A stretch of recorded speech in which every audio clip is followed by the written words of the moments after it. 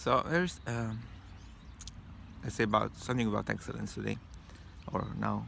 Aristotle says a lot about excellences, and we may wonder what excellence means. Excellence for him is another word for virtue. Arete is actually the word in Greek. A-R-E-T-E. A-R-E-T-E. Yes, arete.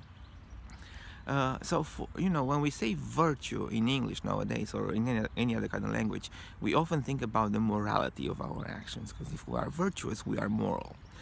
However, for Aristotle, when he speaks about excellence or about virtue in that way, he does not necessarily consider morality in the way in which we consider it today. For example, a knife could have virtue for him or could have excellence, or a cat or a bench. And those excellences have to do with the best life of that kind of thing. So in order to us to realize the virtue of a human being, for example, we have to think about what is the life of a human being. If I have to consider the excellence of a knife, I have to consider the life of a knife. That is what the knife does. So whenever I think about the excellence of a human being, I have to understand what kind of a being I am. That is why for him it is important to talk about the virtues of a soul, because he believes that the soul defines who we are. Now, it would be interesting to have a discussion about the soul in Aristotle, but we won't be able to do a complete job here.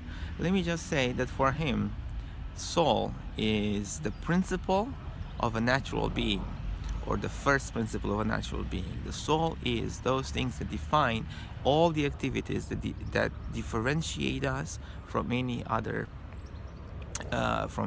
beings of different species. Um, in this sense, human beings share the same soul, but it doesn't mean that I have the same soul you have. Obviously, your soul is particular, and my soul is particular. My soul right now is in a park in England, your soul right now is in wherever you are. However, it is the same in species. That is, there is no difference between my soul and your soul as far as a human soul is concerned. There's no human better than another human as human beings. We are better and worse than others in the way in which we achieve certain capacities, but we are not better or worse as human beings per se. So the question in ethics now is not what makes a soul a good soul, but rather how we perform well all the activities that the soul has as capacities. All of us share the same capacities. Now, certainly I'm not talking about the capacities that we may develop or we may not. I have the capacity to become a nurse too, because I'm a human being, but I will not become a nurse, and or someone in health sciences or anything like that. That doesn't make me a worse human being. Obviously, if you do not want to pursue philosophy, you will not become a philosopher, although you have the capacity to become so, because you are a human being. A cat does not have the capacity to become a nurse, or a human being for that matter. Oh, forgive me, or a philosopher for that matter.